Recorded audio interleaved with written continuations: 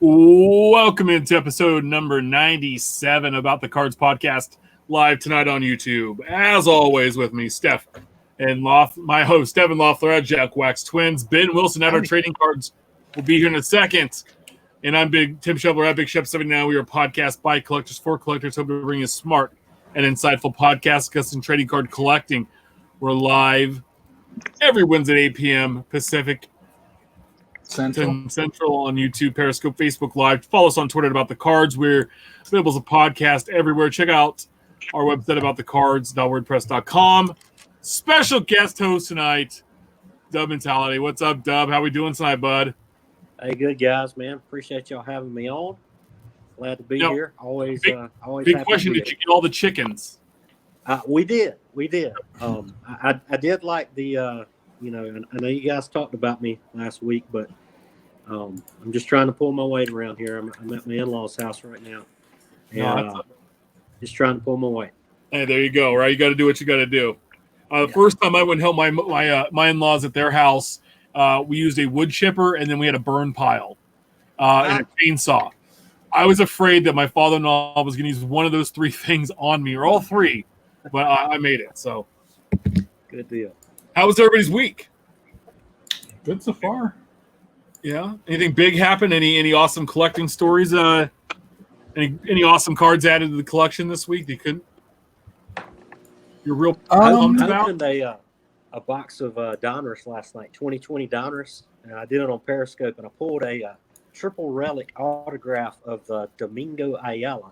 Nice. Who is the guy who has the YouTube channel and makes fun of stuff all the time. He's a YouTube guy, but it was a triple relic and his autograph. So nice. Well, that's cool. His base card was the one that eluded me in opening up a bunch of Donruss packs. So I ended up with it to complete the sets. So that's awesome. I excited about that. So Desert Shield 91.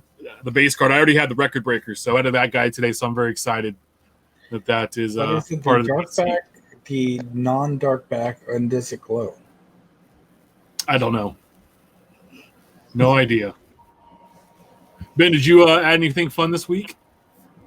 Yeah, I got the first two Ricky Henderson Project 2020s that came in the mail this week, and I'm hoping that the two McGuires come by Saturday, according to tracking. So that first Henderson that had the lines across it that looked like you could just use a black marker.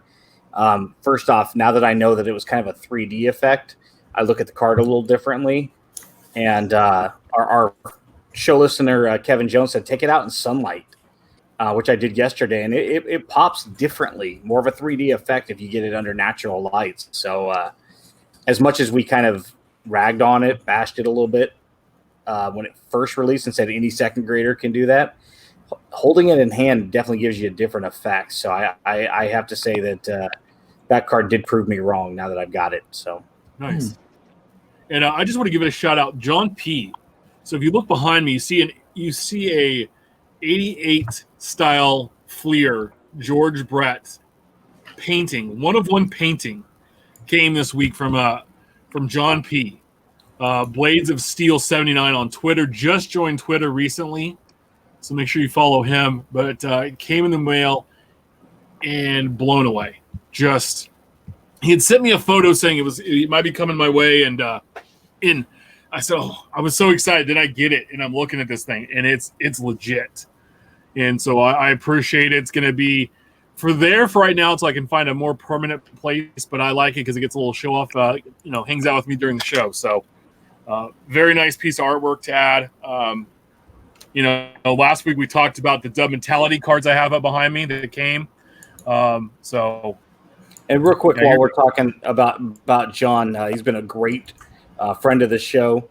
Had some recent health issues, and we just wanted to kind of throw out our thoughts and prayers and support, and let John know that we'll be thinking about him. And if he needs anything, don't hesitate to reach out.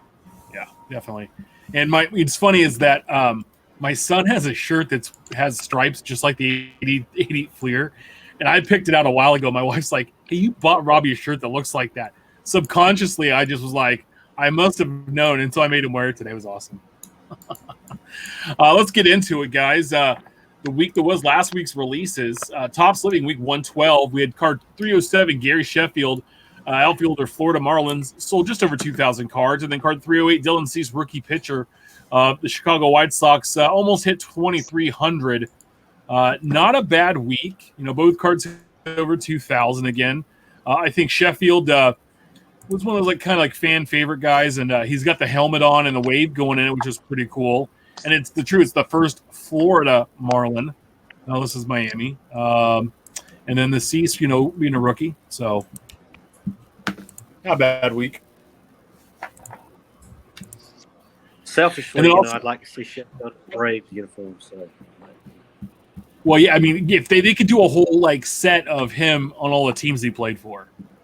You know what? Was the Brewers and the Padres, the Marlins, the Braves, the Yankees. Then he played in Detroit. Briefly. I mean, Gary Sheffield is the Braves outfielder that Ron Gant wishes he could be. Oh. Good evening, Joseph.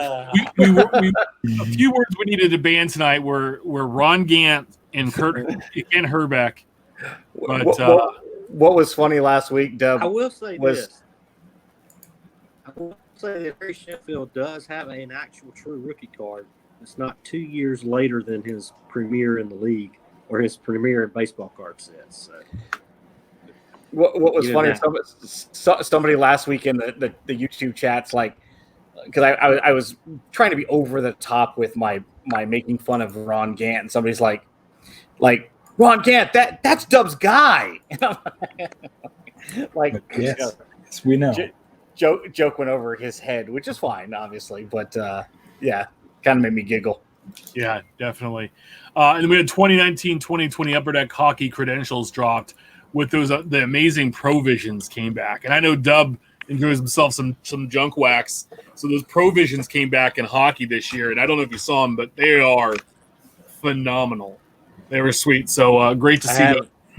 Yeah, they're awesome. I mean, they're one in 112 packs, but they are slick looking. They take it back to the 90s for us. We'll hop into hot off the presses this week's new releases. Tops Living 113, card 309, Salvi Perez, catcher, Kansas City Royals, and card 310, Nico Horner, rookie, shortstop of the Chicago Cubs. So I'm excited this week. Quite possibly the only person who looks more derpy than Shep. Oh, thanks. Love Salvi Perez. And then doesn't he look all wholesome, Nico, there? Just, gosh, shucks, golly gee, I'm in the major leagues. He does look like he's wearing his dad's Cubs hat at a fan fest. But no, it's I like it. I'm excited. It was a good week. The Royals moved up quite a bit because they've had a few this year. We're still waiting for a Brewer, right? We're almost 100 and what is it, 115 cards almost since the Brewer, 114 cards since the Brewers have had one. So, no big deal. We'll see what happens. I think it'd be cool if they did a Brock Holt, a guy that hasn't played there yet, but we'll see. So check out at Tops Living Stat for a full breakdown of where these cards fall respectively and set by team and by position. One new release, I had to pull something out this week.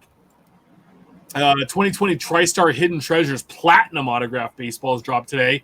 It's $120 a box. You're going to get one autographed baseball per box. It's they have all the baseballs are numbered to 36 or less. There's a Grand Treasure, a Chase baseball, which is an autographed Babe Ruth. There's Hall of Famers in here. And so this was their listing. The Hall of Famers come up as Derek Jeter, Mickey Mantle, Larry Walker, Hank Aaron, George Brett, Arnie Banks, Sandy Koufax, and Ted Williams, featuring Garrett Cole, Mike Trout, Shohei Ohtani, and Ivan Rodriguez. But isn't Ivan Rodriguez a Hall of Famer? Yeah, didn't he get in a couple years ago? Yeah, so why isn't he listening to the Hall of Famers? I don't know. So there you go. So some baseballs, you can take $120 pop and maybe get a Ted Williams baseball, but more likely you're going to probably end up with a Brock Holt Garrett Cole. Garrett, yeah. So check out Ryan Cracknell's articles on Beckett.com/news for more detail on new releases. Next week, what's brewing next week's releases? We actually have something on the listing here. 2020 Sage Hit Premier High Draft Series Football should be out next week. It's a draft product, so hopefully, it'll come out. We're gonna have some talk later in the show about new releases and stuff coming out. So hopefully, we have some good news there. So one product next week. Let's hop in Infield chatter, guys. The Hobby Talk section of the show. The Hobby Hotline promo. Woo, woo, woo, woo. This week, Saturday, on YouTube, Periscope, Facebook Live at 8 p.m. Pacific, 11 a.m. Eastern. Val Mars from NASCAR Radio. Stefan Loeffler from About the Cards. And Tim Shepler, I'll be on this week. So come and hang out with us. Chat for an hour or so about the hobby, what's going on. Be part of the conversation. Get your face on the interwebs and hang out with us. It'll be great. Love to see you there. Or just your voice. I had to miss the show I was on. I was supposed to be on a couple weeks ago, and so it's good to get. Haven't been on in a while, so it'll be good to get on and chat with you, everybody. So, Tops announced this week they're going to feature Derek Jeter across new and existing lines of product. He signed a multi-year deal with them. They're going to include his autograph and Tops Now products that launched this week. What's up? You're the only person I can hear. Uh-oh. Strange. That's all you need to hear is me. Can you hear we can talk junk about Dub and he can't hear us. Oh, I can hear Ben now. There we go. Oh, I was just about to say how Yeah. I was just about to say how handsome you were, but that's before you could hear me. So now that you can hear me, you are one ugly mug. But I love you. I know. I hear you and I hear Steph, but I don't hear Tim. That's all you need to hear, man. See, I thought it was just that your connection was falling down more than Ron Gant. Oh, Heyo. dude. Strike What one. happened to the band Ron Gant stuff? We forgot. We didn't actually implement that yet. So Strike one. And it's in place. So with Jeter's giving a Tops Now products highlighting the biggest moments and milestones. They're going to do like a one of a kind collections from them, and they'll also do a special experience for fans. They'll have an opportunity to have questions answered by Jeter in the Bunt app, which is neat. And then collectors will get to see Jeter's influence on many Tops products experiences such as the upcoming Captain's Collection. So it kind of sounds like what Lindor and maybe Bryce Harper have done, those sets. And then he will also take part in the One of One Club. This is Tops. This will be the first of its kind Top experience, giving fans the ability to create their own unique One of One Jeter Tops card, which will have been signed by Jeter at the One of One Club event. So in other words, it kind of sounds like the Tampa Bay and Florida markets aren't bringing in enough people. So he needs to actually pay salary, and this is the way that they found out how to do it. Either that, or he's going to start giving out gift baskets to Tops. Hey, is he the Richard Dorn of Major League Owners? When Dorn bought the Indians, and the former player owning a team. Right. Roger Dorn. Roger, Did you say Richard? Roger. Whatever. He was a Richard though, wasn't he? He was. Roger Dorn. Open for business. BGS grading their grading services are open and ready to accept your submissions. You go to their site this week. They posted when you click on the grading site, you get a little image that says grading is up and running. Feel free to submit now. So that's cool. Go ahead and submit your stuff there. But that also means CDI is open as well. They print some of Panini's cards, the printing facility in Cardamundi. I heard they were backing up and running as well. So it sounds like the printers are back up and starting the presses again down in Texas. And hopefully we'll get to see some product coming out. So there won't be that big of a delay in the return of some products and some stuff in our, we have some new releases. like everything is slowly opening up here in Texas. Whether that's a good thing or not, to be determined, and it's kind of outside of our scope. But I mean, I left the house for the first time in like 6 weeks just to get out of the house. Wasn't that court ordered? No, that was to stay X amount of feet away. Oh, that's certain right. buildings. Yeah, the Whataburger and Mostly. no, I think it's good. I think it means that stuff's coming back out. I know I heard Upper Deck's printing facilities were elsewhere, so they weren't as affected. And as you see, they had a release jump last week. So interesting, guys. I don't know if you know this. The company that owns PSA is called Collectors Universe, and they had a loan. Well, I'm sorry. So it's usually on the back of every slab. Yeah. And they had a loan return. So on April 15th of this year, Collectors Universe, the company obtained an unsecured $4.2 million PPP loan, which is under the Small Business Administration, the Paycheck Protection Program.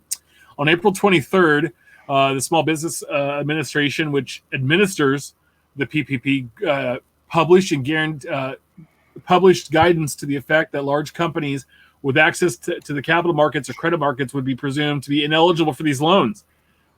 Although such guidance didn't exist at the time the company applied for the loan, like many other public companies that obtain the PPP loans prior to the assurance of the SBA guidance, they repaid the loan in full on the 30th.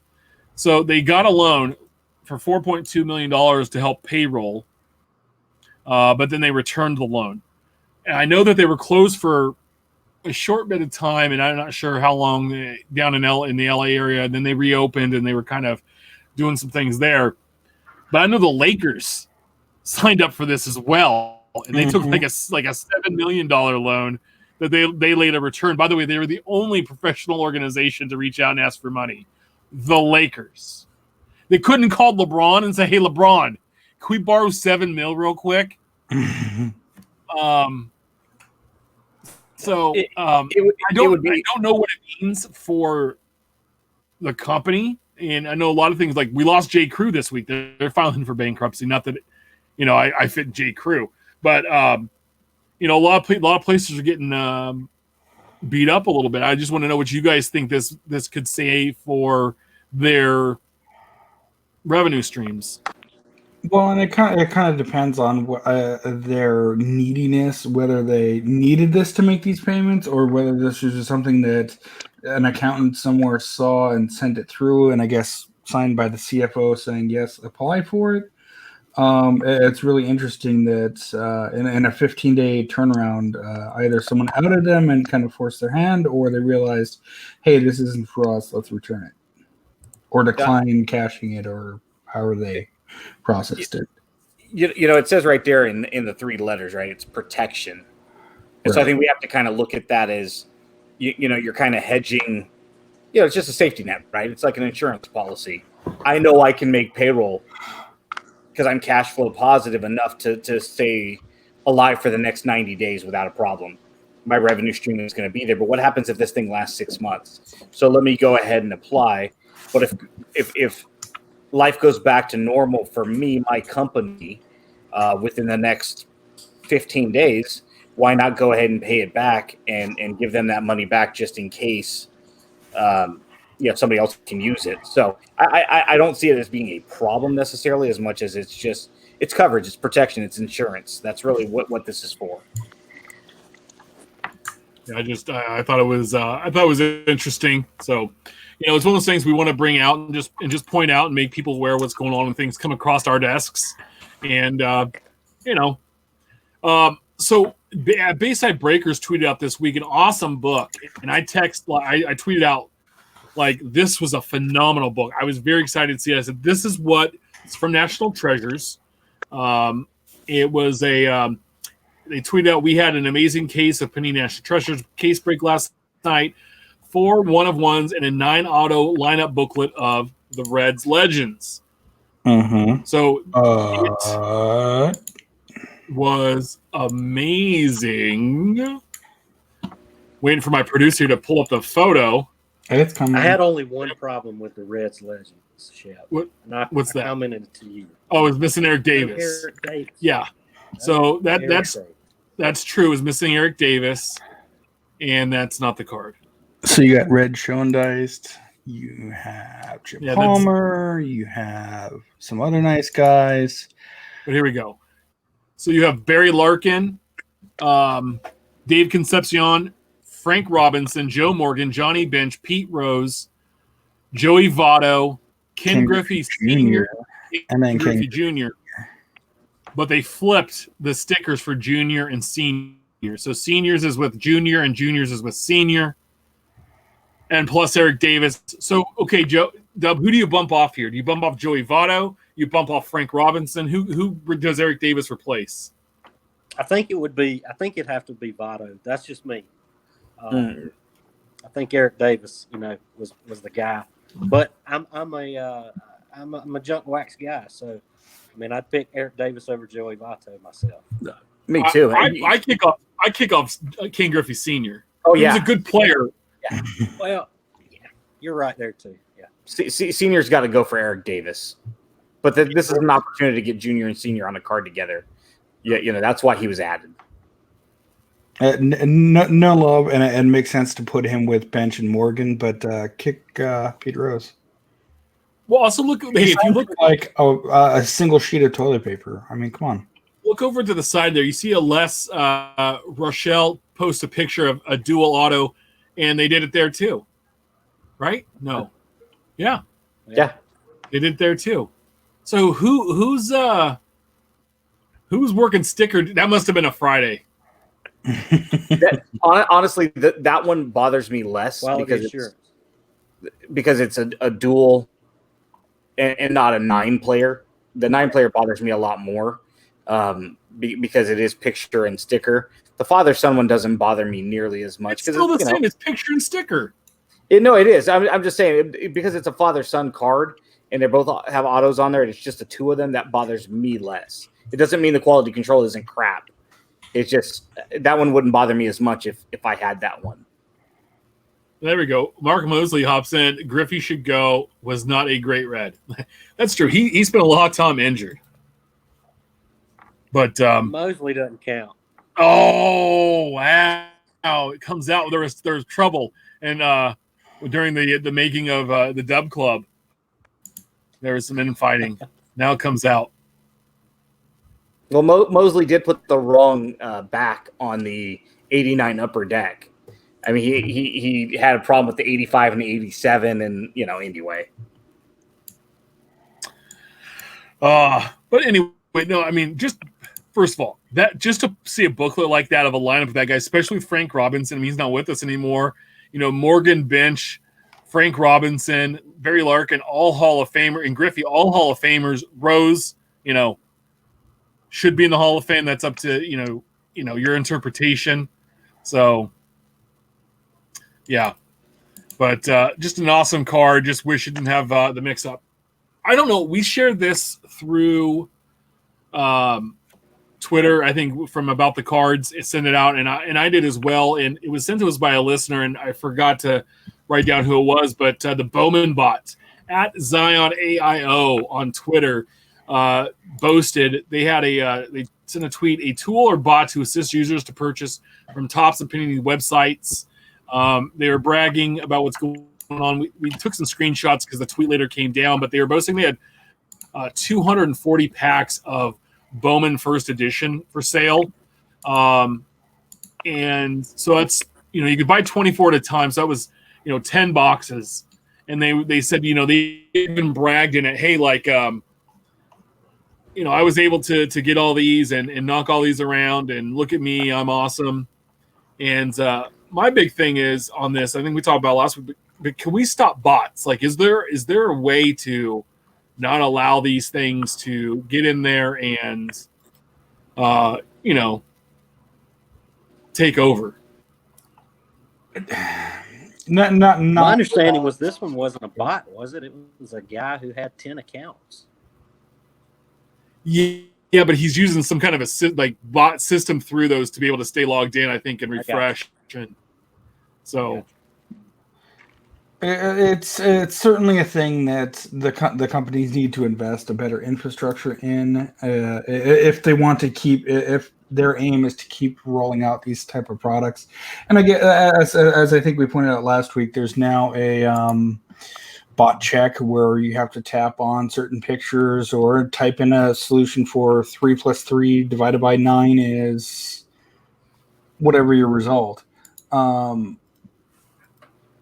There needs to be better protections against this, so that the people that want to speculate on it, fine, they can do that. But the people that actually want to open these Bowman packs can actually get them in hands as well. Yeah, and All About Sports Card says nope, a stop bot will just find a way to improve. And then Kevin Jones pops in. People would hate this, but I imagine, but it might have to be go to a lottery system. So why not? My thing is like, hey, I couldn't get in, and I tried, but then I just walked away and I care. This was all over, and we're going to talk about this. It's all over paper base cards. Mm-hmm. And all they do is they have that stamp on there, and so the Bowman First Edition Jason Dominguez, they're selling for $180 or more, a base paper card. Yep. And your sealed boxes are going for over $700 right now for 24 packs of paper. Now you can get an auto, but they're one in like every 320 boxes, I think the math was. Yeah. So wait, there's like, how many boxes do they make if there's one in it, or how many autos are like out there? 4? Like, I mean, well, and the autos are coming out smeared. I've seen 2 packs. Oh, sorry. No, can you hear me now? He still can't hear me. The autos are coming out smeared. One of our good friends showed me his auto, and it was a numbered auto, and that's fantastic. But it was a smeared auto, and that sucks, man. Mm-hmm. Yeah. You picked up 2 packs, you said, Deb? I picked up 2 packs off of David and Adam. They haven't gotten here yet, but just to kind of give them a look and say I had some. But I'm with you. Everything I've seen from the pull ratios, even the color is just crazy odds.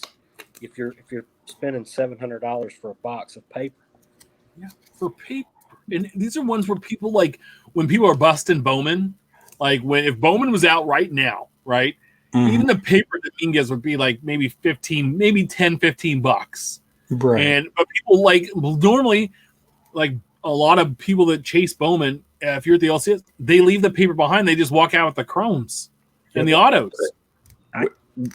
Where are you spending your money right now? Right. I mean, if there's no new products coming out, this is the only Bowman product coming out. And so it's just one of those things where it's supply and demand. I mean, a lot of people have disposable or discretionary income, and nowhere better to put it. It's why the products are jumping, why we're seeing, $5 and $7 autos selling for $15. $12 autos are selling for $25. It's just, there's stupid money going around right now, and it's not going to be sustainable long term. It's dumb because the stuff's coming out. Yeah, it's going to come out. We're going to have like a tsunami of products hitting the market. And stuff like this is going to tank because it's just not going to be able to. I mean, Dominguez might, but some of the other guys I've seen, it's just like, dude, why are these guys selling for $28 when it's probably a $2 card? It's not going to hold. Sell it now or don't sell it. I mean, you're not going to probably do any better than you can right now. Well, that's like our buddy Waxtopia was in a break with Crack and Wax, and he got the Royals for $100. Or no, I mean, like $90, I think it was, right, Steph? And he got 3 Bobby Witts in the box because it was a box break. Junior. And yeah, Bobby Witt Jr. He sells one of those Witts for, I think they go for about $75. So that pays for almost his entire run. So you sell both of them right now. You keep one. You're going to be able to go back one later and buy one for like $20. Sure. The one thing with this is The only way I see Bowman First Edition holding any true value to where it is now is if Topps does not do this again. If they don't bring it out next year. But we've all seen this before. Transcendent was supposed to be a one and done deal. It was to celebrate the anniversary of Topps. They were doing this one big deal, and then, oh, it was such a good idea. We're going to do it more next year. Oh, we're going to do it more next year. And then we're going to do it more next year, but then we're going to add tennis and Hall of Fame and Bowman and that. We're going to have 4 Transcendent releases now. Mm-hmm. And it's like, guys, like, I know you have something good. They go to the well one too many times. To your point earlier, Ship, I've got 4 boxes of the Bowman Mega from last year, 2019. You know, it came with, I guess, 10 packs, and then you got the one, Mega pack. The 4 boxes, I open the Mega packs. There's still 10 packs of unopened Bowman in each of those boxes because it's all paper. It's all, it doesn't matter what's in there to me. It really doesn't. Yeah. The best rookie in there, if it's a base Bowman card. And so, I'll open those packs eventually one day, but they had zero value to me when I bought those Mega boxes. Yeah. Because they're paper. And to that point, as somebody who doesn't value Bowman whatsoever, if this set's going to cost me, there's 6 A's. If this set costs me more than, say, $15 to complete, I'm done. I don't need it. I don't want it. It'll come right off the checklist because I'll pick it up down the road if it can. Well, it's going to cost you more than 15 because of that shortstop guy that's in there. Paulson. Yeah. But that's the thing is if it costs me more than 15, I'm done. I'll take it off the checklist. I don't need it. I'll grab the other 5 and grab him down the road or whatever if he's cheaper. He's a Yankee. It's not important to me, and especially with the way that the A's trade prospects. And that dude's not even on the top 15 in the A's organization. What the hell is he selling for that? Because people are picking names off the checklist and speculating. And a perfect example. So these are the last time they issued these from 2005. First edition, Verlander's rookie-ish year. Winning bid, $20. Aaron Rodgers, graded, mind you, from Chills R Us. Winning bid, $39.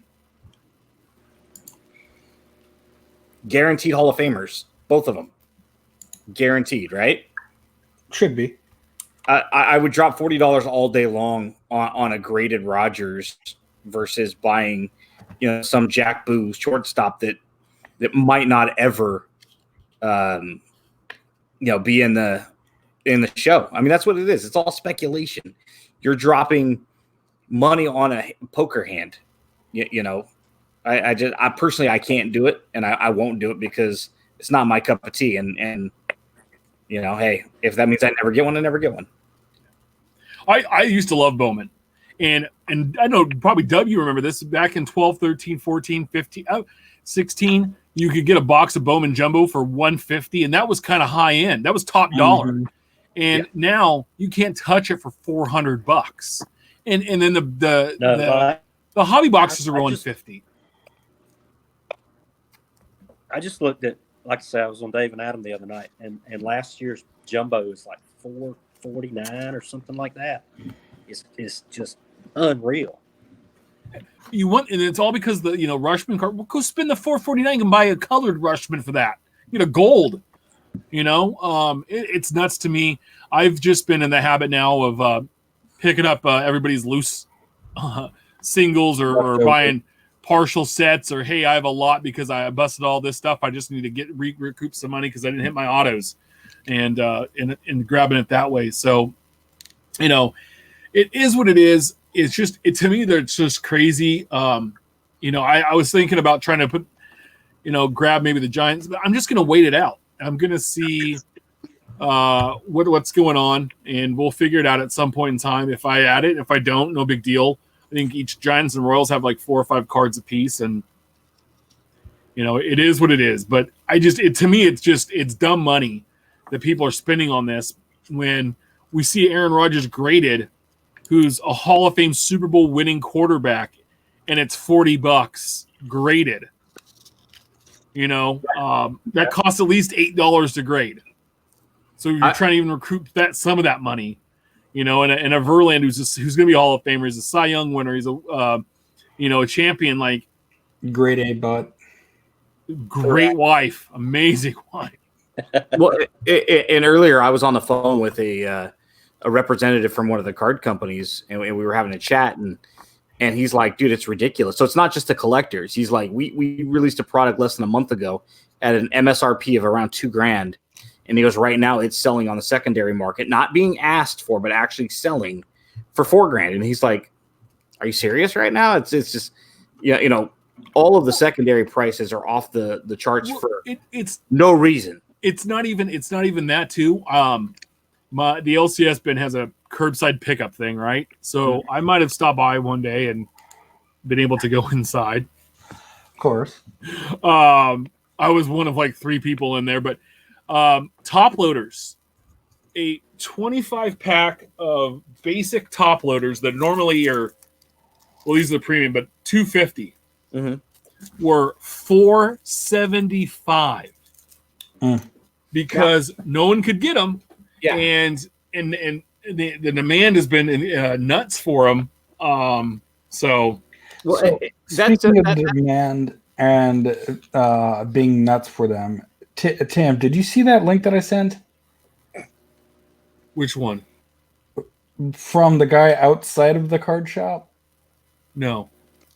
Oh, yes. The dude that had the watermelon and the fruit salad. Yes. Yeah.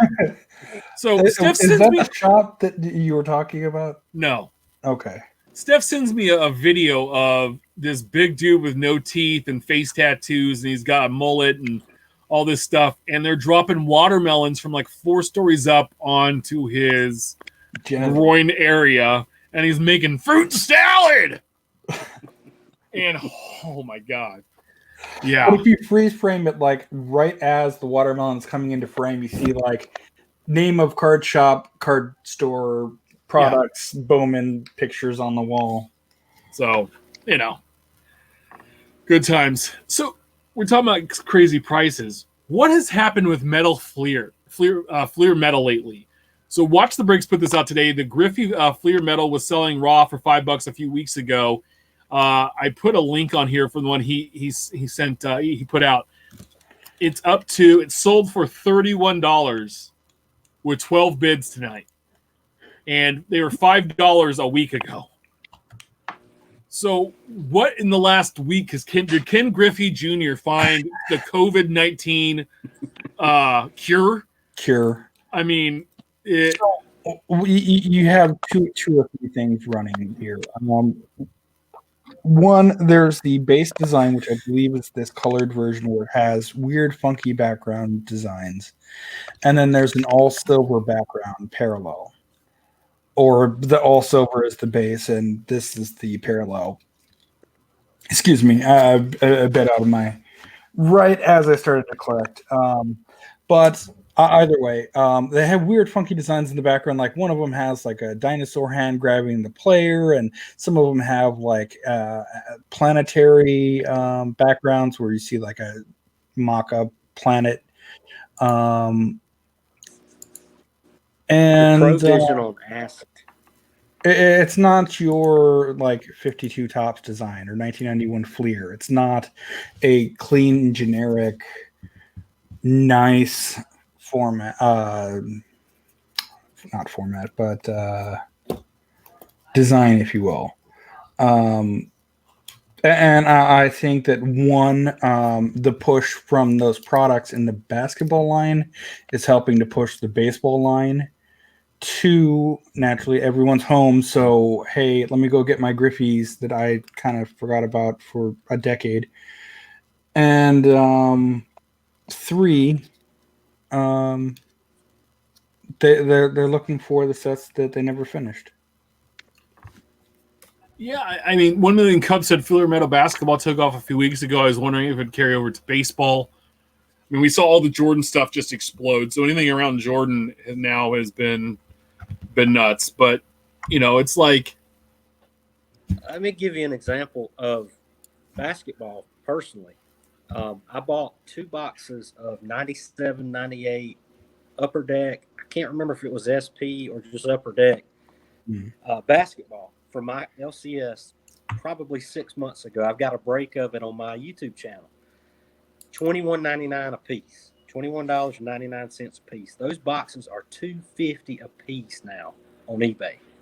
$250. 10 times. $22 to $250. And I opened both of them, but I Yeah. bought them for $22 6 months ago, and they're $250 today, just because of the Last Dance. 97, 98 was the year that they're focusing on. That's where Rodman and Pippen and Jordan, and they have some nice inserts, and people are paying $250 for those boxes now. Well, you know what makes me sick, Dub, is that the Jordans from that year, the 12s or whatever, they had black, then the red ones, the flu game ones. I bought those in the mall I was on spring break, and I bought them just on a whim, and they were $100. And in that time, $100. I mean, I was making pretty good money, but that was a lot of cash back then.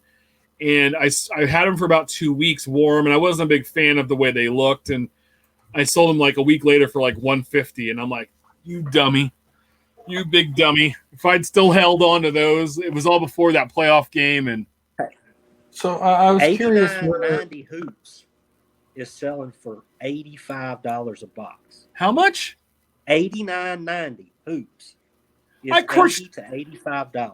I just crushed 2 boxes of that right as this stuff was going down, and I paid for them $20 for the 2 boxes. I'm telling you, $80. It's over. So I was curious whether this would cross over to baseball. Here's eBay sold listings, 1991 Upper Deck. I bought these boxes for $2 to $5 each 5-ish years ago. Steph, we busted those jumbo boxes right there at the National. $12. We bought, remember that? We bought them for price $12. I think we bought them 5 each. Yeah. 60, 41, 33, 46, 45 best offer, 83. Now, mind you, that's with 90, but still. Shep, look up 89.90 hoops. Confirm that I'm right there with that. That would make it's $80 is what I saw. 70 to $80. Yeah, I built that set. I was so happy. I pulled a bunch of David Robinson rookie cards, and right, we're pulling up live here. Mm-hmm. All right, Steph, you let me know what you see there. But no, I just thought it was insane. And so we're going to continue this crazy price talk while Steph looks that up.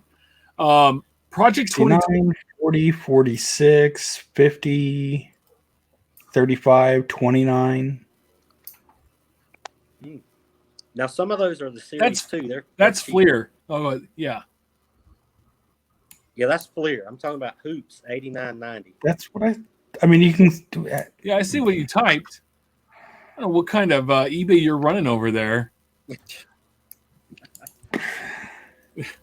You pull it up. He has like great value eBay over there or something. Apparently. He's running Leaf Bay. My boy. Project 2020. The Ermsey Trout, the number 4 card in the set, the first Trout that came out, there was 2,911 of them. They're going for $500 right now. A $20 card. Hey, that one actually pulled up. 2,000, over 3,000 made. They're going for $500 right now. But it's a short print. What in the hell is going? Yeah, just because somebody bought the other one went for $40,000. What is going on? No, according to this, it's RC on Fire short print. Oh, I love those eBay 101s. Gotcha. There's a guy the other day that had a Marcus Simeon, and it was like out of 99 or some stupid thing. Maybe it was like less than that, but he's like eBay 101, and I'm like, why is this a 101? Like really just basic. And he comes back, he goes, because it's the last in the print run. He goes, therefore it's an eBay 101. And I'm like, no, dude, then it's the last of the print run. It's still numbered out of 99, you dill hole. And we went back for a good long time, and I was like, I'm going to report your listing. Report me. I was like, dude, I'm going to have a lot of fun with you this afternoon if you just don't stop responding, man. And we went back and forth for a while because I had nothing better to do that day. But see, Yeah. if you don't remember sixth grade algebra, the 99 divided by 99 is divisible to 1. I don't So do. it's a I don't do numbers. Numbers make my We got, head hurt. you We know, have that you know, on I'm a record. football guy, right? And course. especially a college football guy. But this another example of this crazy pricing is this Prism Draft Picks football that has come out, and I get it. It's one of the only football products we're going to see for a little while, but people are snatching those up retail and reselling them like they're optic basketball. No joke. I mean, Yeah, but no one's in the the thing. for $70. The thing is, when Score Football drops or any of those, people are going to forget about it. Like, right, unless it's the Jake from Georgia card, and you for whatever reason Right. like the Georgia State Bulldogs. Because there is an actual Prism NFL set.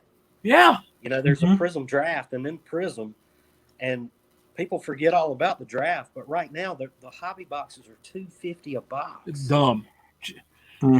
Just sell it all. By the way, I was not a huge fan of the Project 2020, and I said that on the show. I got my first bread in the mail the other day, and I have the other two on order through Tops. Man, they're nice. Mm-hmm. They are nice. Now, I have a question. Did you crack yours out, Ben, like you said you were? I did not. Okay, full disclosure, my dad's buying the Hendersons. I'm buying the McGuires. So those are his Hendersons that came. We were talking about maybe trying to figure out a way to display all 40 of them somewhere in the house and leave them enclosed. But yes, ideally, initially my idea was to crack them all, or at least maybe 18 of them and leave 2 sealed. That way you have 2 full pages and maybe leave the best 2. But how many cards can you honestly display around a house when, you've got so many to display? Either these need to be displayed or they got to go in a binder. They can't go in a box because you're just never going to look at them. These are too nice for that. Yeah. The Henderson I got was really thick stock. Yeah. It is a nice stock. They're what, 120, I think. 120 point in the max. Right. And they're in a mag case, and it looks nice. And I mean, I was really happy with it. So I'm excited for the others to come. But I looked through, and so I did a little sheet today. I went through. Don C's the only artist that doesn't have any out, and someone said that he's working on another project, so his cards might just end being flooding out. Blake Jameson has 5. He's done Jackie, Nolan, Ricky, Don Mattingly, and Frank Thomas, and he's actually going to be on our show next week. He was going to be on this week, but there's some things that popped up, so he was really friendly and apologetic about not coming on. I was like, dude, not a big deal. Like, Things happen. yeah, you're doing us a favor and coming on. So we're going to talk with him next week. There are 4 players that have 4 cards. Willie Mays, Cal Ripken, and Ichiro lead the way. Frank Thomas is the only card with 2. Everybody else has 3 cards made. So that's what I thought was interesting. Frank's lagging behind, but Willie, Cal, and Ichiro are leading the way. I'd like to see another Brett this week. That'd be great. So They should drop Willie in that it's his birthday today. yeah, they did drop Willie today, didn't they? Yeah, Nice touch. Willie and 89th birthday. He's the only man in baseball history that has a home run in innings 1 through 16. Good knowledge. Huh. I read that somewhere on Twitter earlier, but I was like, that's a record no one's going to break. Right. It would be akin to pitching 2 no-hitters back to back to back to break the record of 2. Yeah. Like, that's nuts. There was a great story on SI.com, a daily episode from yesterday. It was written by Super nice lady. Yes, Emma Baclieri. It was called How the Internet Created a Sports Card Boom and Why the Pandemic is Fueling It. It's about breakers, and she interviewed Chris Justice from Card Infinity, who was one of the first breakers back in 2007. If you've ever watched, he does really good breaks. The way he started out is he was one of his buddies was doing the breaks, was doing them, and he thought it was like an awesome way to be able to do it. And let's see, and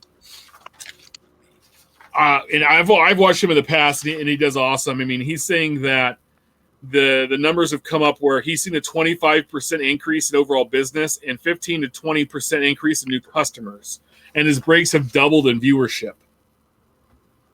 So it's just really been nuts what's happened since 2010 when these guys really started off. So he has a brick and mortar in Wilmington, North Carolina. He still owns and operates it today, but his buddy was Rick D'Alessandro out of New Jersey. His nickname is Dr. Wax Battle, and he started ripping packs and posting it. And so what Justice was doing in his store was having customers open packs and filming it. And people like doing that. Well, then he wanted to do it for customers that weren't able to make it into the store, and it exploded to what it is. So it's pretty cool. They also interviewed our Uncle Rich Klein has a quote in here. It says, these cards talk to you. They talk to everybody in different ways. It's just fun to open. There's a lot of joy about opening a pack, not knowing what you're getting. It's a lottery ticket. You hope to get something really good, but on the other hand, you're not necessarily worrying about that when you're opening the package. You just want to enjoy it. It's absolutely beautiful. Just like he is.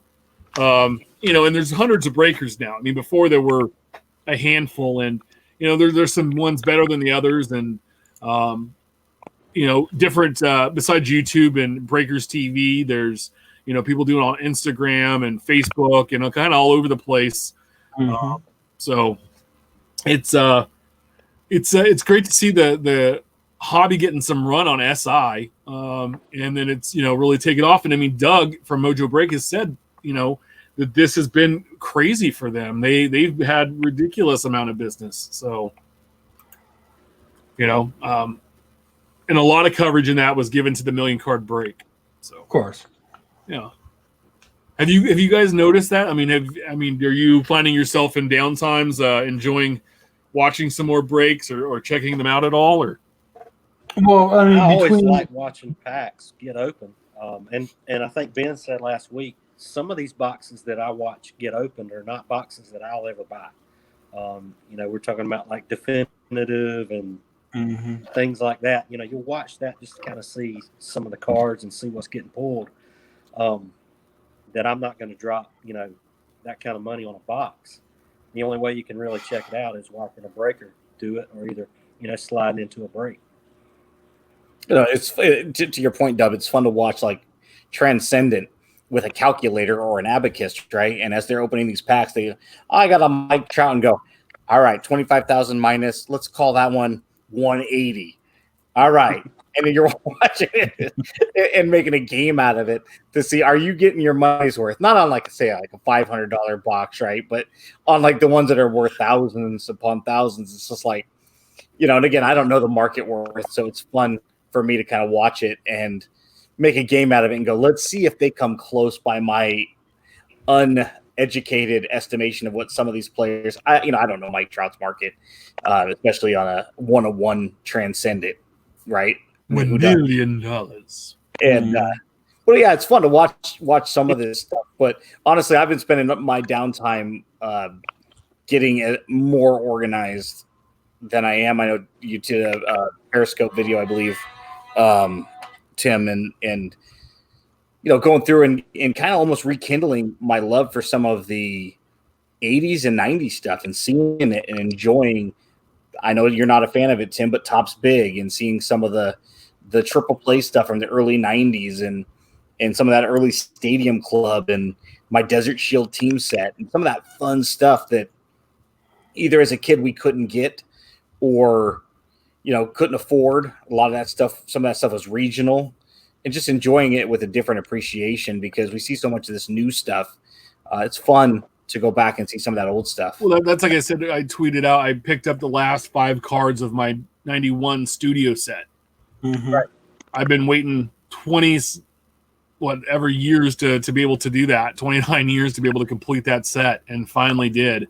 And getting organized and doing that. So that's kind of what it's funny you talk about Transcendent and making your money back. Sports card investors here. So at Run Good Life, our buddy tweeted out, I hope all the sports card investors, quote, lose their asses when the bubble inevitably bursts. It's going to be great because all the new collectors are getting during the heightened popularity of the hobby will learn, and then we'll continue to collect and be part of our community. I'm just tired of seeing entrepreneurs and investor thrown around so liberally by new to the hobby folks. I think it's great people are into cards, but you're not an investor 6 weeks into the game. You're a speculator, mostly following other people's advice.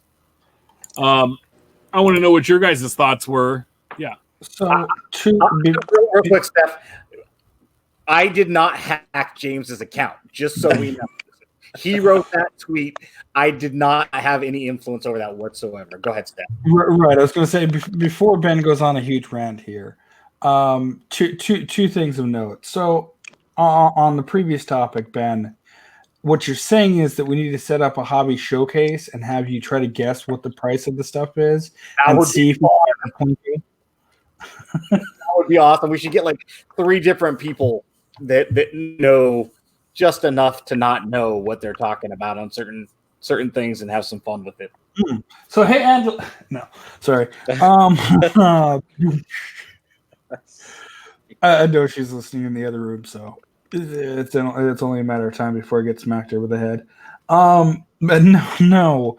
To this, I did see some pushback down in the comments, and somebody had actually DM'd me and said, it seems kind of hypocritical for someone to be saying this, not necessarily that it's wrong, but to be saying this after he's made his huge push, after pulling his huge Zion. And I get the notion, and what he was getting to, but that's not to say that he doesn't have points. I mean, I agree that some of these people, not necessarily that they need to lose their money and their house and their mortgage, and then they need to be desperate out in the streets or anything. But it's almost to a point where some of those collectors are at fault to some of the things that come out, to the products, to the price points, to the, call it blame if you will. Well, I think the more people that are hopping in at this point, they don't understand what it was 5 or 6 years ago. We talked about Bowman earlier, right? And how the box prices has doubled on both that. It's done that with hobby, and we've talked about this, at least have numerous times on this show, about flagship baseball. Those prices have almost doubled from what they were 2 years ago for a box of flagship. All these people are jumping in and seeing, hey, I can pull a Luka, I can pull a Pat Mahomes, I can pull a Zion rookie card, and I can spend $200 and do that, and I got a $20,000 card or whatever it is, right? Some crazy amount. But the chance of that happening are so slim. So they're buying in, they're bringing up this price. It's bringing more eyes to it, which is fine. But at some point in time, they're not going to have the money or the wherewithal to stay in and keep doing that. And they're not going to have the patience. Yeah, they don't have the patience. But what's going to happen then? Because if you remember, there were, and I don't know if you guys remember this, but we'd always see a ton of Andres Galarraga autographs, and who was the other guy? Oh God, his name's the shortstop, played for the Giants, and then Omar Vizquel, right? Mm. We saw a ton of their autographs all of a sudden start popping in products. Why was that? Because there was these 2 collectors that kept outbidding each other on eBay, because those 2 didn't have a lot of autographs, but these guys wanted to collect them, and they were like these 2 buyers. They're buying everything up. Not even auto. I had actually tested this, and I put up a number to 50 that I had in a box somewhere. Yeah. For $20. Yeah. So these guys were going and buying, scooping up everything, right?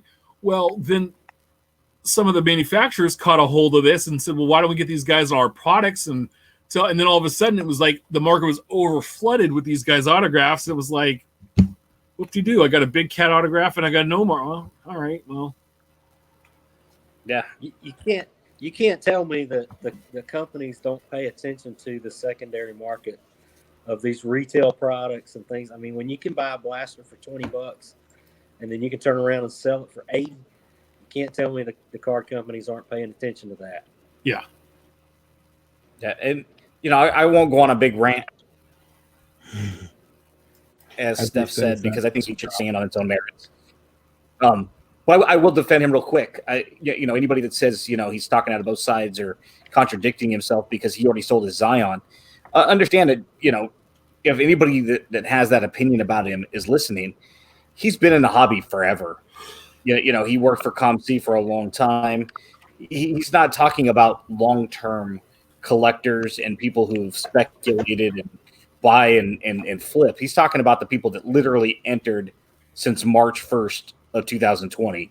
He's talking about the shoe flippers and stuff. He's talking about literally, and he prefaced that by saying it's the people that have been here for 6 weeks, not people that have been here for 6 years. So he's not really targeting the people that have done this like himself time and time again. There's a lot of money to be made in this hobby. Nobody's going to deny that. You can make this a self-sustaining hobby, buy what you like and sell as you want. But the people that are just getting in to make a quick buck are the ones I think that he was targeting, not to speak for him, but that's just what it seems like where he was going with that. These quote unquote new money investors as a result of Gary V or as a result of, quarantine. They've got to have somewhere to spend their money and they can't go on a street corner and buy and flip right now, so they're doing it online. And, you're seeing a lot of that with Project 2020 as well. Yeah. No, and Dub, I have a question because you said that I saw a tweet earlier this week. I don't remember exactly what he was talking about, but you said, man, maybe I'm just getting hurt by this because I don't sell a lot. And kind of expand on that. What I was talking about then is, I was talking about the box prices that are, I was looking for some football boxes to open. And right. You can't find anything. There's nothing right now for less than $180. And that's $180 is like the Leaf draft that has 5 cards in it. Prism is selling for $250.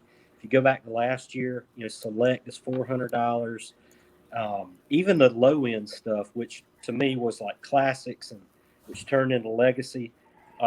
Classics is selling now for $140 a box. And that's basically, one autograph, and it's basically a low end product. But the arguments that I was getting about it was, if you buy this box of Prism and you get one base Kyler Murray, it's worth $90 just a base. And I'm like, well, I guess my problem is I don't turn around and sell everything that I buy, and I'm not knocking that.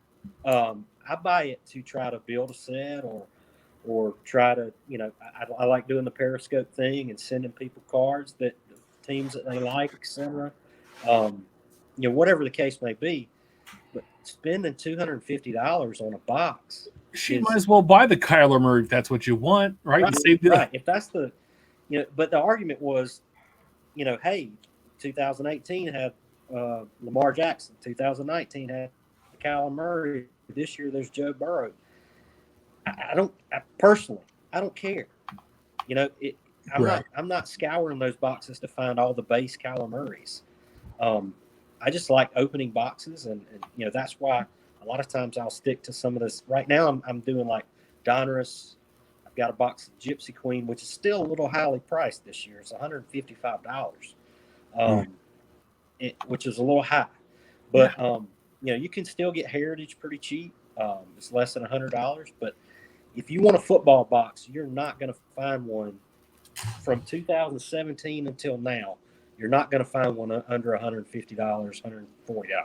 Yeah. And it doesn't matter what the configuration is. It can be a 6-card box, or it could be a 20-pack box. It's going to be $150 to $400. I bought a Kyler Murray Prism earlier this year for $10. And that was after football season. So the fact that he's gone up so much, it's like, well, what the hell did he do? Nothing. He plays on the Cardinals. I know he got D-Hop, but we'll see. It's nuts to me, and it really hurts sub builders, right? And I love putting sets together.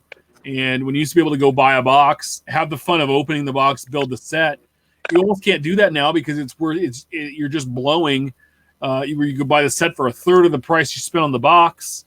You don't get the hits, but you get the set, but you lose out on the fun of being able to open it. and that's what stinks. You know, it's just nuts what's happened.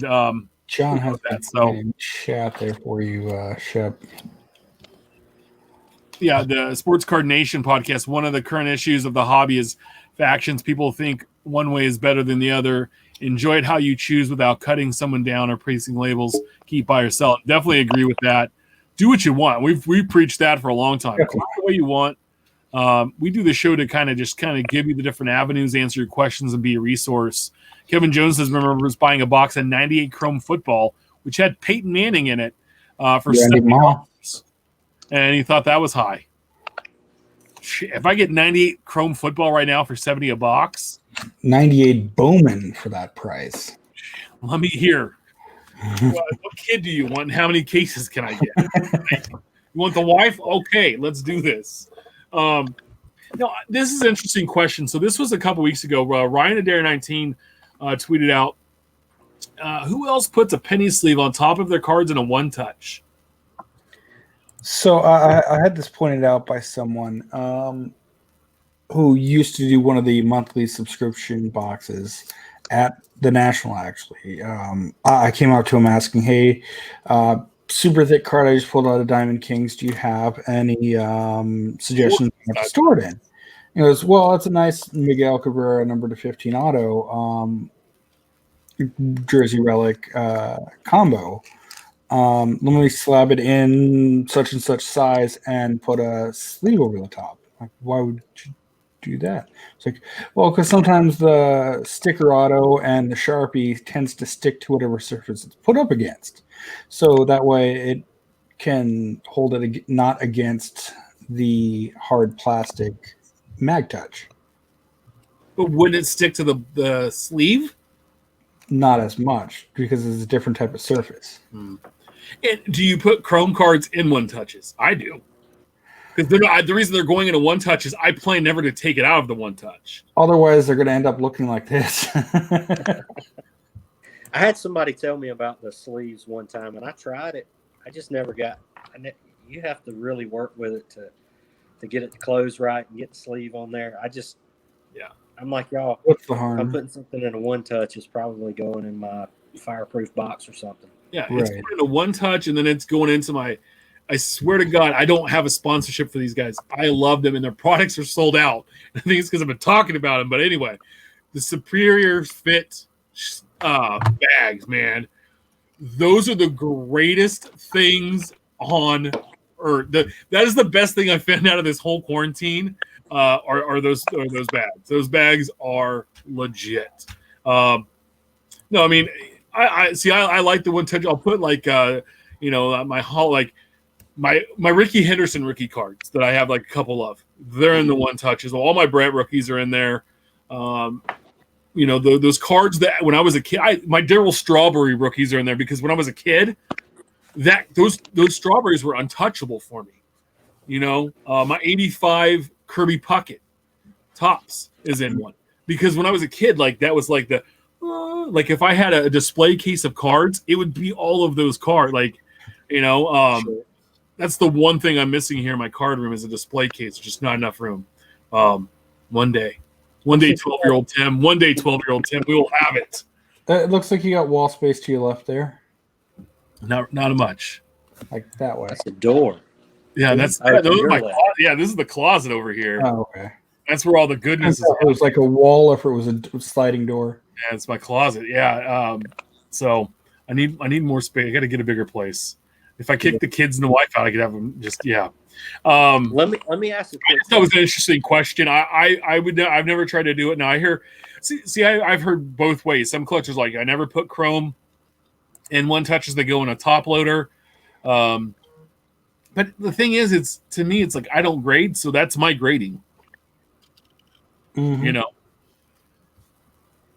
Anyway, let me ask one quick question before we move from the high price stuff. And since Steph brought up Diamond Kings, Steph, what happens when the run on Diamond Kings happens and the boxes go to $150 and $160 a box for Diamond Kings? So then I stopped buying 4 and I opened 2. Well, what's funny is one of the distributors I work with, they had Diamond Kings for days pre-order, Mm. and they had like last year. They had last year's for quite some time. I'm talking like through almost the end of the year, and I went and looked, sold out. I went and looked. Everything is sold out. The stuff that they have to sell right now is oddball wrestling stuff. All the tops stuff that you see at retail that no one's buying of wrestling was there.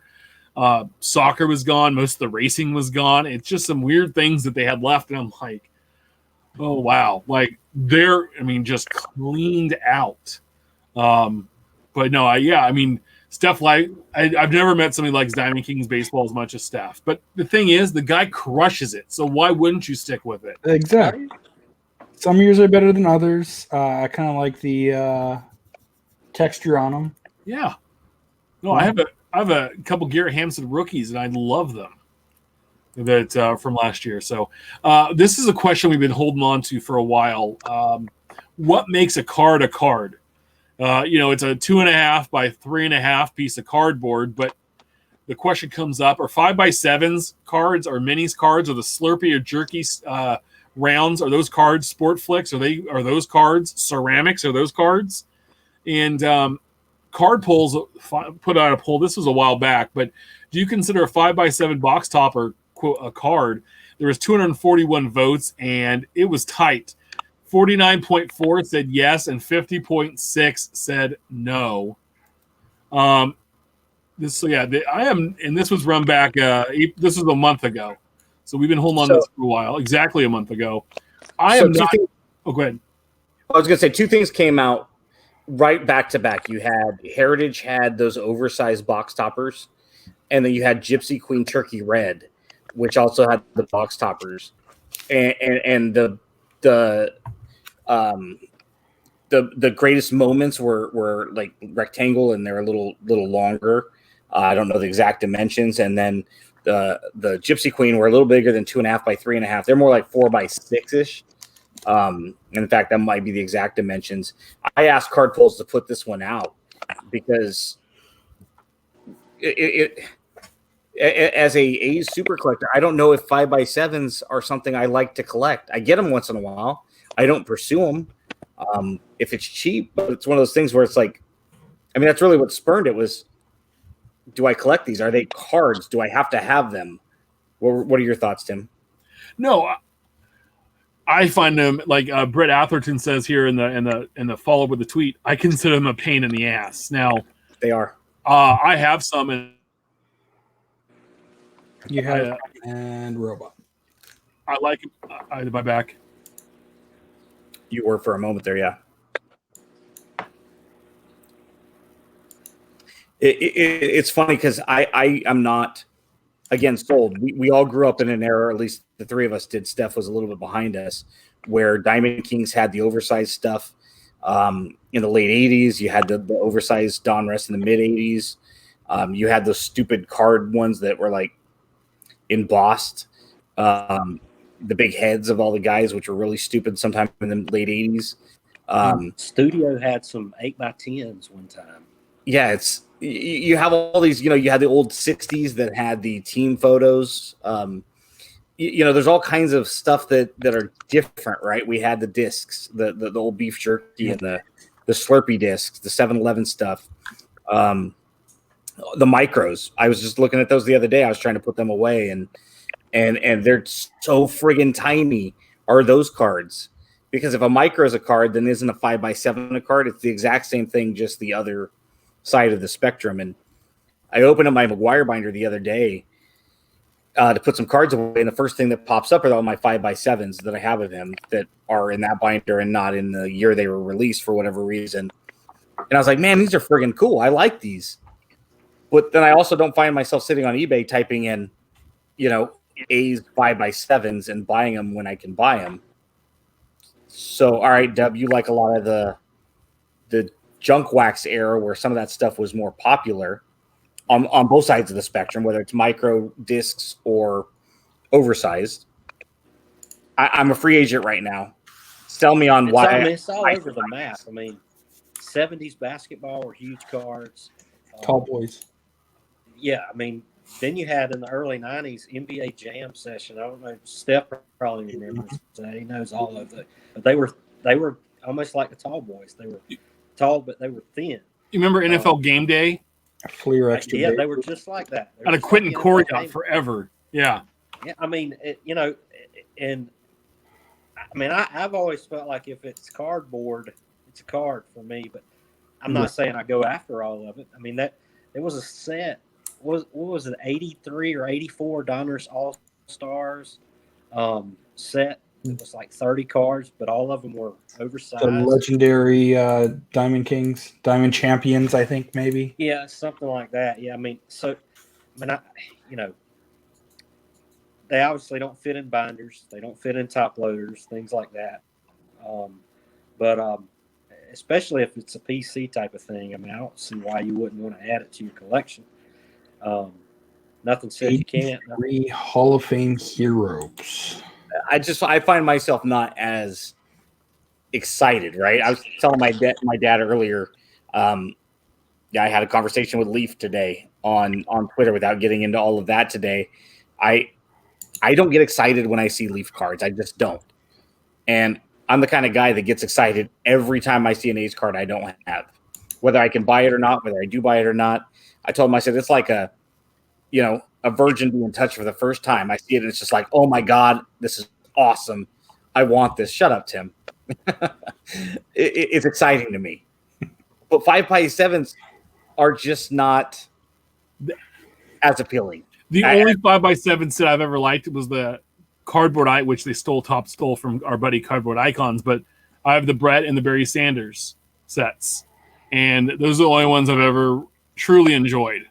So I would posit that kind of where Ben was going. As long as they're a standardized set, as in here's all of them as the same size. When it gets a bit fractured, where you get like here's the base set, but there's also minis, and then there's also 5x7s in the same set. I'm less inclined to collect them. To this with Topps' announcement today. Look who's back. Someone shared this, which I think looks amazing, having all of the different backs for Pedro Martinez. Now, if you're a super collector, hey, sure, grab all, 13 of them, or however many were issued. They look nice. They look great together, but I'm not going to go chase all down 13 of them. I hate them. Maybe. I like Allen and Ginter. All of the factories and all of the Polar Bear, the Uzits, the Tolstoy, the Sweet Cap rollbacks to get all of your Walter Johnsons and Eddie Planks and everyone else. No, you're going to get one, more than likely. I think Steph, I think you summed it up perfectly. If it's a standard issue, I like the turkey red box toppers this year. I like the oversized heritage stuff. Those came in packs.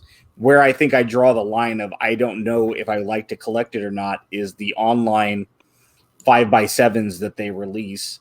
Mm-hmm. All of these cards, and they're numbered out of 49, and then they have the gold parallel out of 10.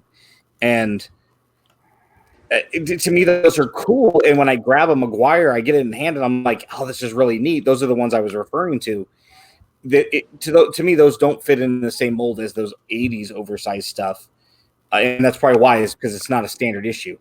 That stuff was packed out. You could buy a box of that stuff at that time. And I think that's where it doesn't really qualify as a card as much as a novelty piece for me. Yeah. And as a card collector, that's where I kind of have difficulty defining whether or not I quote unquote need it or not. I'm a big fan of Allen and Ginter. I can't wait to get rid of all of my whenever I open Allen and Ginter to dump my minis. I've opened a handful of boxes this year, and one buddy and I buy on Twitter, like every time I go, hey, dude, I just opened a box. You want all the minis? Yeah, well, how many do you have? And then we do work out a little deal, and I mail them off, and there you go. Because I don't like, because they just don't fit anywhere. They're just I'm weird. I want everything to be the same size and be able to put it together and not get dinged up or it's off or it doesn't fit in the pages the right way. So So if I'm you like you with Alan Well, then Kenner. I page really like the product, but I mean, there have been boxes, there have been sets over the years that have the minis, but then they have an oversized box topper. So by the time you get done with the box, you've got an oversized box topper, a stack of minis, and then a stack of regular base cards. And it's like they're just all over the place with their They're in the sizes. way. They're in the way. Yeah. So what I was going to say for minis, if you don't want to get the pages, one suggestion that I saw from the shop that I really like the idea of, if you get like a 1 inch or so snap down, one of the little plastic cases with a hinge, you can put the minis on the side.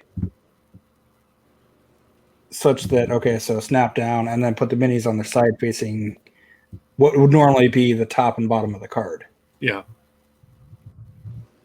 But they're still in my way.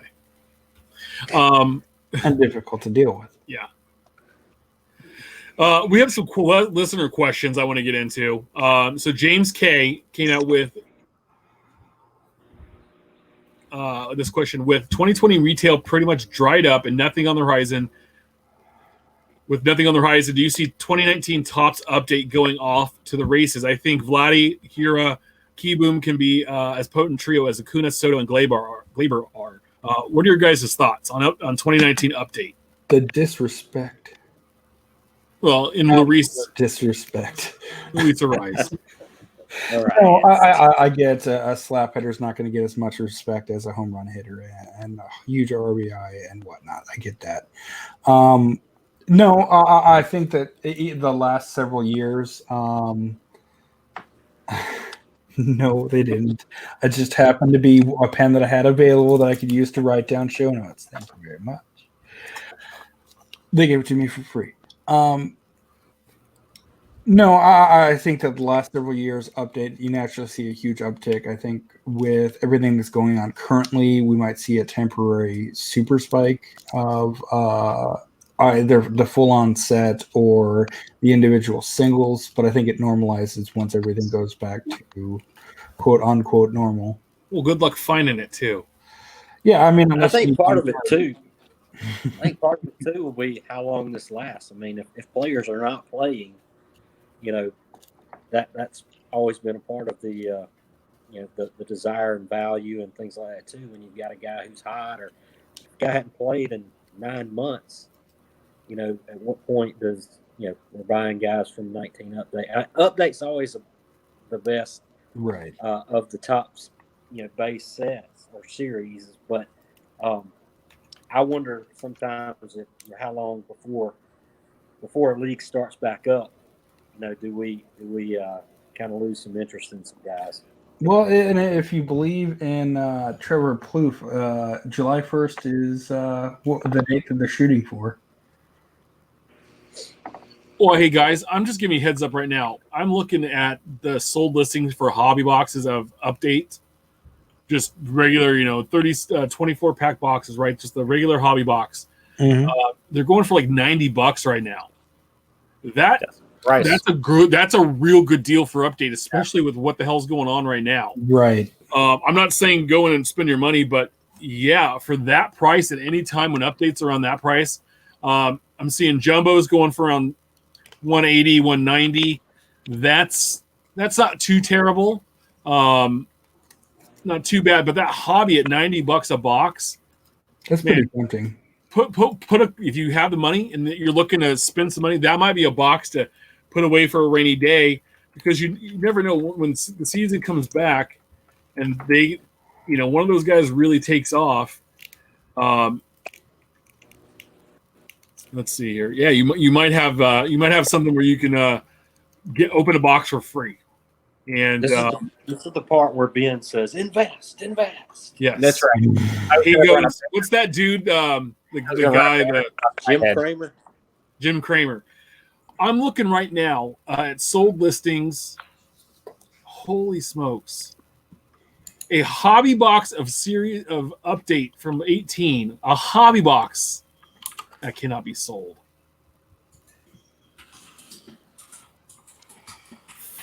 No. $479? No. $450. That can't be sold. Sold. $499. Yes. A hobby jumbo. $680 for 18 updates. What? Mm. Incredible. I open, dude. I have a box for my son up here. So I might just say, hey, bud, listen, Daddy needed to eat, and so, holy moly, 500 for a hobby box. no. Are you looking at sold listings? Yes, Sure. yes, Are you on Leaf Bay, just like Steph was earlier? yeah. Sold May 6th at 9:00. $499.99 free shipping. If you want to speculate right now on 2019 update, those prices are fantastic. I would say speculate and speculate now. Speculate hard. Speculate with your next 3 mortgage checks. Yes. Go to a forbearance. Hold. Don't worry about what happens 4 Take months. that stimulus money. When they want 4 months worth of mortgages at once, you worry about that 4 months from now because Daddy's going to pay for it on the buy and flip opportunities right now. You speculate and you speculate hard. Godly Moses. Similarly, and this might not be a bad one to pick up at its price. More than 10 available, 4 sold. Right now, the thing is, nothing matters, so I don't even care. Speculate on that too. What is it? 30. No, that's 19 update complete set. Yeah, speculate. Buy the hell out of that. $40 for a box. How many are available? Buy them all. More than 10. Hey, Right now, the last time Steph gave us that idea, it was the Topps holiday for like $17 shipped. Or That for 20.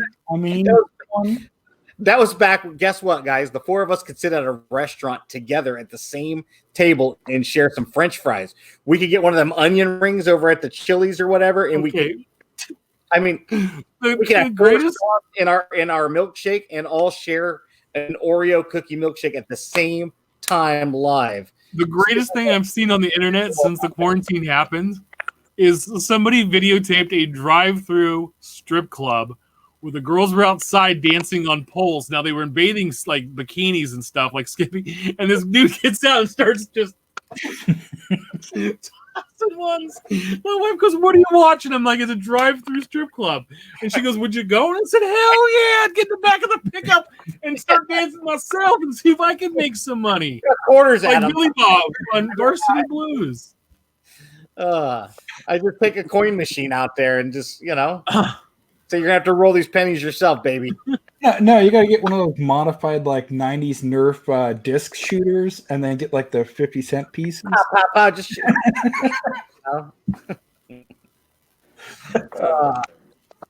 good times, guys. What's the next user? What's the next listener question?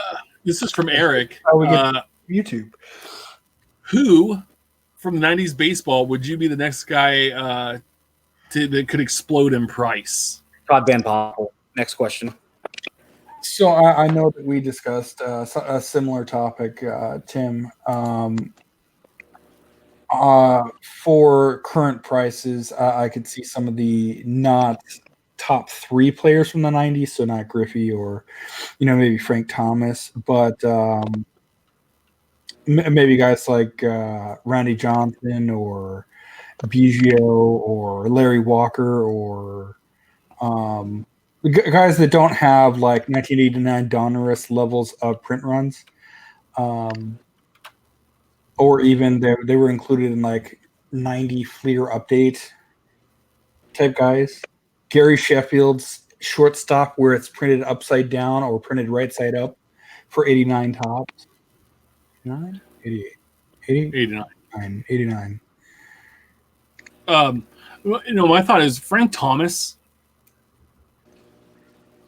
Dub. Go ahead. No. Frank Thomas was the guy I was thinking about. Also, too, a guy that I just think overall, and it could be just who he is, but Barry Bonds. Sure. There are 2 guys you guys are missing, and it's going to pain me to say this. Well, hold on. I also think if you go just a little bit farther in the next decade, Pujols. And Ichiro. Yeah. I think Pujols is very under. Besides his rookie cards, he's very under the radar. It's a good call. There's 2 guys that you're missing now that are gonna still pop. missing one guy. No, 2 guys. I said 2. 2's bigger than 1. Well, then make it 3 because there's one from Atlanta. Oh my God! Ryan Klesko. Nobody One of the best switch, Nobody one of the wants best switch hitters of our generation. Sid Bream, Ryan Klesko, Mark Lemke, The '90s. Terry Pendleton, Chipper Jones, baby, Chipper Jones. Greg No, Old. Larry Wayne. Chipper Jones. Larry for Wayne. sure. There's two guys. Larry Wayne. This is gonna suck because if it happens, I would hate it. But there's a documentary coming out later this year, and it's McGuire Sosa, the summer of '98, and I could see those guys getting a Michael Jordan type bump. Shit, you're rich. Oh man, I'm You have all cashing out. those 85 McGuire rookies. They'll never be able to buy another McGuire. You heard it here on episode. What are we on? 97. If all of a sudden those cards jump to $150 again, I will gladly say there are 85 rookies and take my wife on a 1-month vacation to wherever the hell she wants to go because I am temporarily rich. And if I got to Buy him now. 85 rookie to maximize the sales, it'll say 85 rookie, it'll say fire, it'll say documentary, Now- it'll say eBay 1 of 1. I don't give No, a if shit. you have a current picture of Sosa, would that be like a short print or a? Because he does not look the same. Oh, he does. Something happened with Homeboy, and he does not. You couldn't pick Sammy Sosa out of a lineup, dude. He's got like the Michael Jackson effect going on. I was about to say, same thing. Sammy Sosa brought to you by Michael Jackson. Another Jim question. Steeberger says Ron Gant. I thought Who? we were talking about guys who hadn't already exploded. Oh. On the scene. Ron Gant, Didn't it explode onto Kent Herbeck? And that's why he fell. Oakland A's legend, Ron Gant. Cincinnati Reds You legend. know that Ron he was Gant. also a Colorado Rockies legend. Yeah, Oakland A's is all that matters. You know who else was an Oakland A's legend? Harmon Killebrew. He was a coach. Mike Piazza and Frank Thomas. Mike Piazza. I mean, Nomar Garciaparra, Manny Ramirez. He was only in the AAA, but he was in like 2010 update. Miguel Tejada. He played there for a while, though. Hey, real quick. Nomar was an A? Yeah, Very briefly. lots of I people don't were A's. Yeah, well, yeah. I mean, when you're the farm Hey, system Jeff. for Major League Baseball, like it's easy. Do what you got to do. Irving says, random positive collect thought. The hobby right now is probably the most diverse it's ever been. What are your thoughts? So speaking just from what I see at work, I definitely see there are more shipments going both from and to overseas. I mean, I answered someone from Czechoslovakia earlier, as well as Korea, Japan, an FPO, APO, so a military base shipment. I definitely can't disagree, both in terms of demographics and regions of people who are collecting. Yeah, there's so many non-traditional collectors, and what I mean by that would be all of your your shoe collectors or your shoe investors or whatever that are just all this new money coming in. Yeah, it's extremely diverse right now because you're getting a ton of people that are either short-term hobbyists or might end up becoming long-term hobbyists along with everybody that's been around for a while. So yeah, you're getting a lot of diversity right now. So there's a lot of truth to that. Well, Ben, you say your dad says he's not a baseball card collector, right? You say that, and he has a baseball card, so he collects it. But he's getting Right. into Project 2020. So He is every day we talk about 2020. He buys the Star Wars Living from our buddy Matt over at Topps Living Stat. I have a question for you once we run through these because he bought something for my son. So I had a question for you guys to see, which I can get into in a moment. this was from a from DFV, and I believe he is down in New Zealand. And he said he'd listen to the show, but it's like in 2:30 in the morning or 2 a.m. in the morning when we're on. And so, he said his wife would probably kill him. But hey, fellas, I'd be interested in what you guys think about trends towards cards as art and what's the ideal format of the art would be, i.e. if you object to a $20 Project 2020 card, would you pay $50 to have that card in a mini poster form, etc.? I just don't want to buy any of these Project 2020 cards because I don't feel I can display them as art. What do you think? So for the one-of-ones, I kind of wish that they would take that approach and that they have a slightly better appearance, or they're slightly oversized, or Yeah, anything outside of just, hey, here's a gold border and a 101 stamping, presumably somewhere on the back. Not that we should be surprised, but yeah, no, I kind of wish that they would take that approach.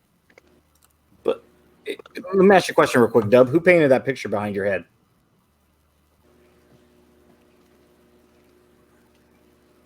Not seeing autograph. I mean, a signature on it. That's not one of your wife's pieces? No, that's not one of my wife's photos. But your house, your wife has a bunch of pictures behind your head where you I always have pictures behind me. Yeah.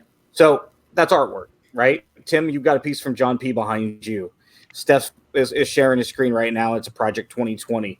All this is art, right? We all have our refrigerators full of our kids' artwork, whether it's a stick figure that they drew or art's in the eye of the beholder by definition. That who's that? That's not Eric Davis. Art. Andrew Jones. But that's art. Mark Mosley's art is cool, right? It's hand-drawn baseball cards of iconic cards as defined in that particular set by Joey. It's all art. And he's right. It might not be something that's easy to display. And it goes back to our conversation earlier when Tim asked me whether or not I plan to crack these cards or try to display them somewhere. Do you buy them for artwork or do you buy them because they're cards? They are absolutely both. And to me, any card in my collection is artwork. Look at T206s. Look at every pre-war card before photographs became popular. If we were to have Nick Wasika back on, ask him the question, do you consider yourself an artist? Because there is an art behind photography. Ansel Adams made a career of that. Yeah, I agree. I think that with Steph, like the Project 2020, those one-of-ones should have been some kind of like a poster size or that should have been, because and they might do it still because I know with Topps Living, they have those bigger cards that are those, and I've bought those so far of Posey and Garrett Hampson. I'm waiting for the Brett one to come out, but I've bought those. Those are sharp. So. It's just interesting to see. Ken's Cardboard asked earlier in the chat, why are card prices going through the roof? I think we covered that quite a bit in here. I think, being stuck at home, no new product coming out. I can tell you, I am going to the post office almost every day. And my eBay store is not littered with a ton of stuff. I mean, every day I have 2, 3, 4, 5, 6, 8, 10 sales, just depending on the day. And cards have been sitting on forever. Some 19 Series 2, Top Series 2 stuff, all of a sudden just blown out of here like crazy. And I think people have the time either to put a set together or they're going through and hunting down stuff, or the stimulus money hit and they're still working and that's just cash in their pocket. I don't know. But I think it's driving a lot of people to go out and buy. So let me say this too, and this is something I just thought of the other night when I was sitting there watching TV. The only thing we have right now, if you've got ESPN, NBA TV, NFL Network, is replay games.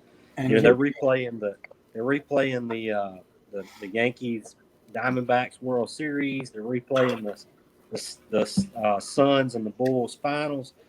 And whenever I watch stuff like that, I always think kind of instinctively, I'm like, I don't have a Charles Barkley autograph. And I'll just kind of go to eBay and just kind of see if there's something out there. Those like reliving those games makes me look for certain particular items or want to go back and buy a box of 94 something because, hey, I remember all of these guys that are on screen. I'm going to go back and buy a box of 94 something. And so I think for me, my buying has been geared towards all the stuff that I'm seeing on TV right now and missing the live stuff, but, connecting that way. It's funny. It's funny you say that because I always say if you didn't want it yesterday, you don't want it today. And right now, I think people are looking at it, to your point. I didn't want it yesterday, but damn it, I have to have it today because I like DJ Armstrong and Mark Price. Man, those guys were. There's probably a lot of truth to that. And to answer Ken's question, there's so many variables that there's probably not one right answer. There's probably a ton of right answers. And at the end of the day, we really don't know what's driving it. It's probably a combination of all kinds of stuff. Yeah, I mean, I moved through 26 medium-sized flat rate boxes in 5 days at $20 a piece to people that are buying team boxes off of me. That was incredible to move that much product in that short a period of time. So just nuts. A couple of things. So I did this purge and some fun things I found, like random stuff you find in boxes. You guys remember Crash the Game from Collector's Choice? Yeah. 95. I have one of everything. The rookies gold and silver, the vets gold and silver, the playoff ones, playoff heroes. I have tons of these sets I just randomly found in a box back, and I'm like, what the hell? And I totally remember as a kid, just because that's what I could afford back then, right? I was I think a freshman or sophomore in high school, and that's what I could buy boxes of, and it just brings back so many memories of pulling those cards and hoping your guy hit, and you'd get these, sending off your $3 and getting your team bag set back. And I mean, they're still in the plastic. I mean, 25 years later, just kind of crazy. As a follow-up on one of the things we talked about earlier, 98 Collector's Choice basketball is selling for about $120 a box.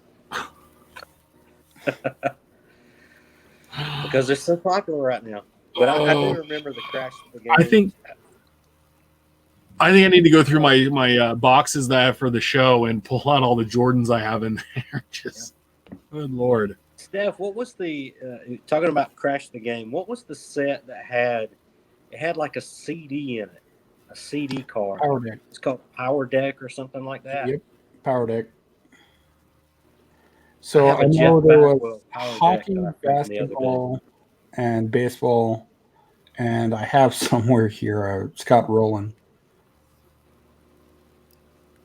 Found a Jeff Bagwell the other day.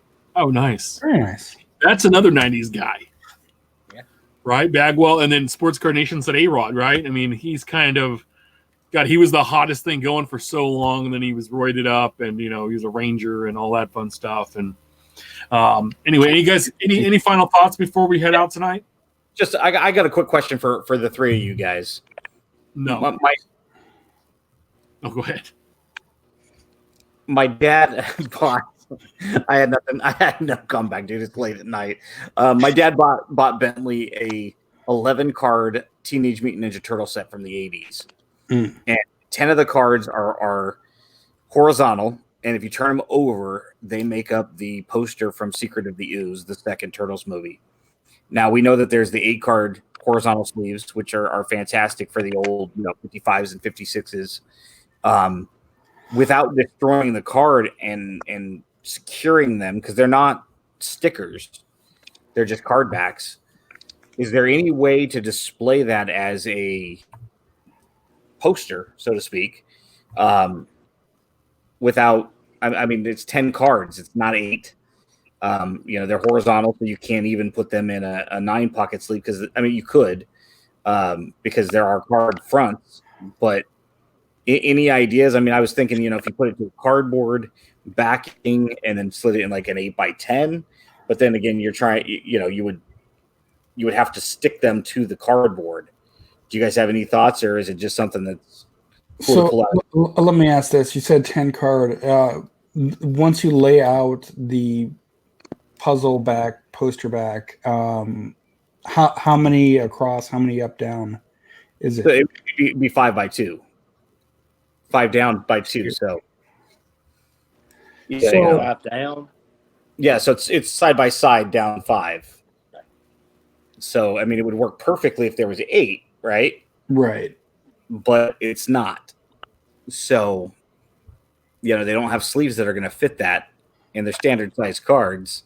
So my only thought would be is if you put glue on them and stuck them to a piece of cardboard, but now you've, for lack of better, ruin them outside of it's a frame. I've seen the frames where they're glass, right? And you could put them all between like 2 pieces of glass, and it would be in a frame. And then you could flip the frame back over and over, which you'd want to do. you probably could make something out of plexi, but I don't think anything out there without damaging the card. No, Right. standard. You know, The one that I've seen, and I have a picture of it somewhere. It was a donation that Rich got. It had I think it was 4x5, but Rich said he'd seen multiple of them, but they were kind of like snap down cards, but they slid into a metal little bracketing, and he fit like 5 of those in each row. Now I don't know if they'd have maybe 2x5 so that you could orientate the framing sideways, but that might have worked. John had a good idea. Put them in sleeves and then tape the sleeve down. Maybe not damaging the card. So that's an idea as well. I can always throw a bunch of old, junk wax or hockey cards or George Brett cards or something. Or put tape on top loader. And if it was George Brett cards, I'd just stay. And guys, any final thoughts before we head out tonight? Outside of that, no, not really. Dub, thank you for coming on and hanging out with us tonight. We Appreciate talked guys all about having me. your awesome draft knowledge, and I want to leave you this. Who is the Bulldog to watch this next year? The Bulldog to watch. I mean, our best players are on the offensive line this year, but I believe that J.R. Reed, he's a safety for the Dogs. He's probably going to get to play the most this year from a skill position type situation. He's a safety. Our 2 best players were offensive linemen this year. We didn't have Swift is good. I mean, he's one of our best players, but I don't know yet how he's going to fit in Detroit. If they're going to rush him out there. Kerryon Johnson stays healthy. They may split, but J.R. Reed is a guy who I think is going to make a lot of noise on the defensive side. What do you think about the incoming quarterback for your team that's taken over from was Jamie Newman? Yeah, Jamie Newman. He's a transfer from Wake Forest, and I mean, there's a lot of buzz, but he's more of a dual threat quarterback than we've had in the past, aside from Justin Fields, who didn't stay beyond a year. But Newman is more of a Jalen Hurts, Kelly Bryant type of quarterback. And I'm anxious to see what he can do. I will say that he's going to have more weapons this year than Jake Fromm had last year. We recruited 3 of the top 10 wide receivers in the country. And so, I mean, we're gonna have a better offense around him. He'll have to fill in some spots at the offensive line, but we're pretty deep there. But I'm looking forward to it. I've always enjoyed a dual threat guy, and Kirby Smart has always said the toughest quarterback to defend when he was at Alabama was the guys from Florida, Tebow and the guys who could put it down and run. Johnny Manziel at A&M. So I'm ready to see the offense evolve a little bit in Athens to more of a dual threat type situation. Nice. Yeah, I'm excited. We get football there. 3B, we have the Lucky Card giveaway. We just had Dub on tonight. We have a big show next week, too, with Blake. So I'm going to do a standalone video on Friday with that giveaway for Lucky's card. So all the comments from the last 3 shows will be put in there for a random to win the autographed Lucky Rookie card. And then Dub has been nice enough. He has a set of the Dub Mentality Club card numbered at 25. He has a set to give away. 14? He was number 14 out of 25. Hey. And it's awesome. So Dub, how do you want to do this? What do you want to do to give this away?